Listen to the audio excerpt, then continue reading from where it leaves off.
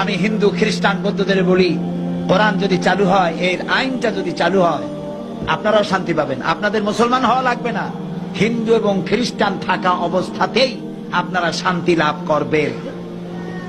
কিভাবে? প্রশ্ন ওঠে কিভাবে? কয়েকটা দৃষ্টান্ত দেই, দিব। একটি হচ্ছে সুদ। এটি পুঁজিবাদী শোষণের এক জঘন্যতম হাতিয়ার। সুদ আর যাকাত দুটির মধ্যে পার্থক্য হলো, যাকাত হলো বড় লোকদের কাছ থেকে নাও, গরিবদের দাও, এটা হলো যাকাত। আর সুদ হলো গরিবদের কাছ থেকে নাও, ধনীদের দাও। দুইটা কি একরকম? সুদী অর্থ ব্যবস্থা দিয়ে গরিবরা আরো গরিব হয়, ধনীরা আরো ধনী হয়, এটাই হলো সুদ। এখন আল্লাহ কি বলছেন? আল্লাহ তাআলা বলছেন, ওয়াহাল্লাল্লাহুল বাইআ ওয়া হাররামার রিবা। আমি ব্যবসাকে করেছি হালাল, সুদকে করেছি হারাম। কে বলতেছেন? আল্লাহ তাআলা। এখন সুদ যদি বন্ধ করে দেওয়া হয়, সমস্ত ব্যাংক থেকে সুদগুলি বন্ধ হয়ে গেল, তাহলে উপকার পাবে শুধু মুসলমানে না হিন্দুরাও পাবে? পাবে কিনা? কিভাবে শোষণ করে সুদ দিয়ে? এই যে বিভিন্ন এনজিও আছেন আমাদের দেশে, ব্যাংকও আছে, এনজিও আছে, তারা সুদী কারবার করে। ব্যাংকে সুদ নয় নেয় 17% থেকে 15% থেকে 17% হচ্ছে ব্যাংকের সুদ, আর এনজিওদের সুদ হচ্ছে 35 থেকে 45% তাদের সুদ। এই যে সুদ তারা নিল, ধরুন একজন গরিব মানুষ, সে হালের বলদ কেনার জন্য অথবা জমিনের সার আর বীজ কেনার জন্য ব্যাংক থেকে লোন নিয়েছে। লোন নিয়ে সে চাষাবাদ করলো, এরপরে দেখা গেল অনাবৃষ্টি অথবা অতিবৃষ্টির কারণে ফসল হলো না, ফসল হয় নাই।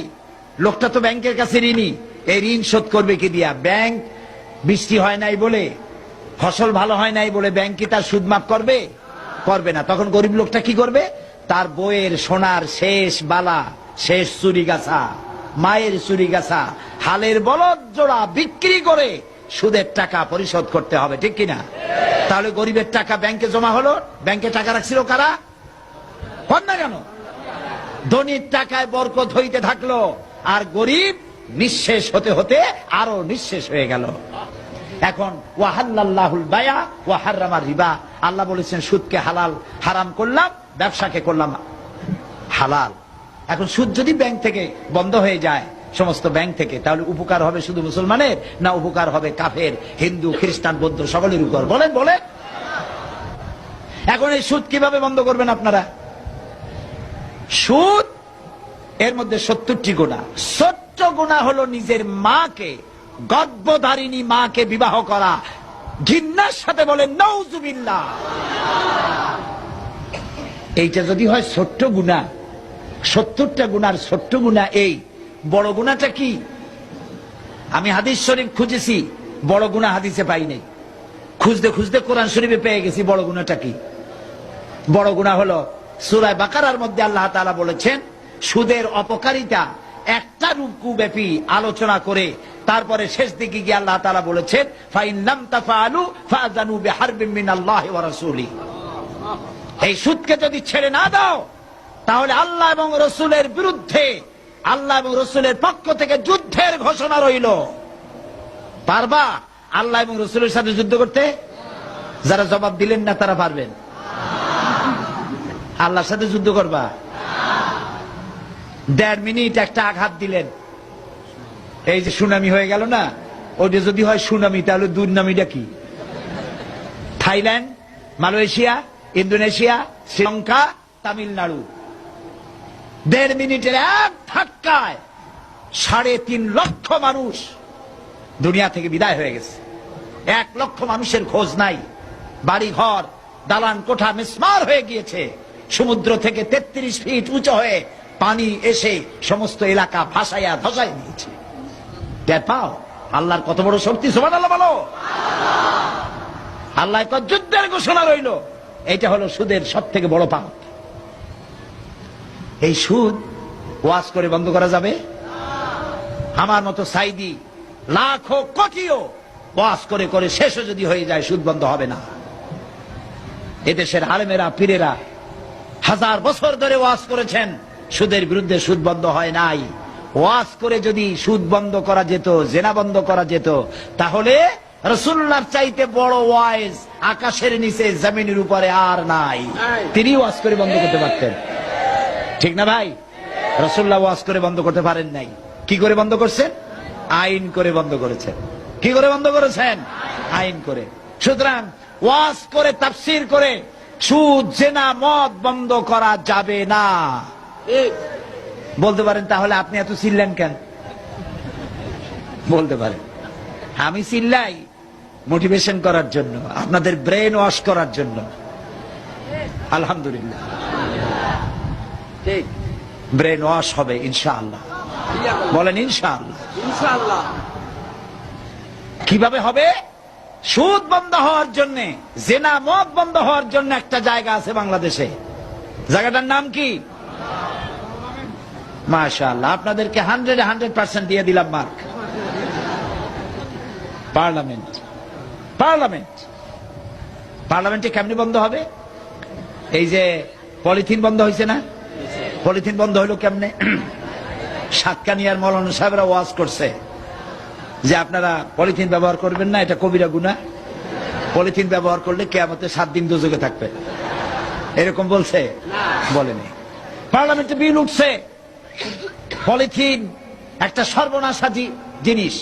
এটা মাটির মধ্যে দিলে মাটিতে এটা পচে না, মাটির উর্বরা ক্ষমতা নষ্ট করে দেয়, ফসল নষ্ট করে। সুতরাং এটা নিষিদ্ধ ঘোষণা করা হোক। এটা বলার পর পার্লামেন্টে কণ্ঠভোটে পাশ হয়ে গেল। পরের দিন থেকে পলিথিন নিষিদ্ধ ঘোষিত হয়ে গেল। পলিথিনের উৎপাদন, বিপণন সব দণ্ডনীয় অপরাধ হয়ে গেছে না বন্ধ? এখন দেখেন পার্লামেন্টে এই আইন পাশ করার জন্য, সুদ বিরোধী আইন পাশ করার জন্য শাহজাহান সাহেবের মতো লোক লাগবে। যারা সুদের ব্যবসা করে ওরা পারবে না। যারা সুদ খায়, সুদী ব্যাংকের সাথে লেনদেন করে, তাদের কাজ এটা নয়। সুদকে যারা মাকে বিবাহ করার মতো গুনাহ মনে করে, সেই রকমের লোক 2/3 মেজরিটি হতে হবে পার্লামেন্টে। কার মতো? শাহজাহান চৌধুরী সাহেবের মতো লোক বেশি হইতে হবে। যখন বেশি হয়ে যাবে, শাহজাহান চৌধুরী সাহেব তখন সিংহের মতো গর্জে উঠবেন পার্লামেন্টে। সুদকে আল্লাহ তাআলা হারাম করেছেন, সুতরাং এটি হচ্ছে মায়ের সাথে গর্ভধারিণী মাকে বিবাহ করার মতো গুনাহ। এই গুনাহ থেকে বাংলার 14 কোটি মানুষকে বাঁচাবার জন্য সুদকে আইন করে নিষিদ্ধ ঘোষণা করা হোক। বলার পর স্পিকার সাহেব বললেন, সংসদের সামনে প্রশ্ন হচ্ছে, সুদকে নিষিদ্ধ ঘোষণা করা হোক। এই প্রস্তাবের বিপক্ষে যারা আছেন তারা না বলুন, পক্ষে। বিপক্ষে যারা আছেন তারা কি বলেন? হ্যাঁ বলুন। তো বিপক্ষে যারা আছে, অর্থাৎ সুদ চালু থাকুক, এটা যারা চাইবে তাদের সংখ্যা কম থাকবে, কারণ শাহজাহান সাহেবরা তখন বেশি হবে ইনশাআল্লাহ। বলেন ইনশাআল্লাহ। এরপরে স্পিকার সাহেব বলবেন, প্রস্তাবটির পক্ষে সুদ নিষিদ্ধ ঘোষণা করা হোক। এর পক্ষে যারা আছেন তারা হা বলুন। সঙ্গে সঙ্গে 2/3 মেজরিটি তারা হা বলবেন। স্পিকার বলবেন, হা জয়যুক্ত হয়েছে, হা জয়যুক্ত হয়ে গেছে।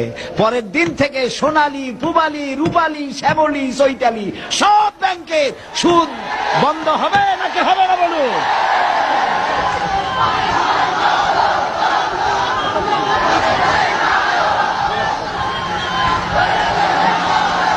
প্রিয় ভাই সব, এইভাবে সুদ, জেনা, মদ, জুয়া পার্লামেন্টের মাধ্যমে পাশ করা সম্ভব। আলহামদুলিল্লাহ বলে।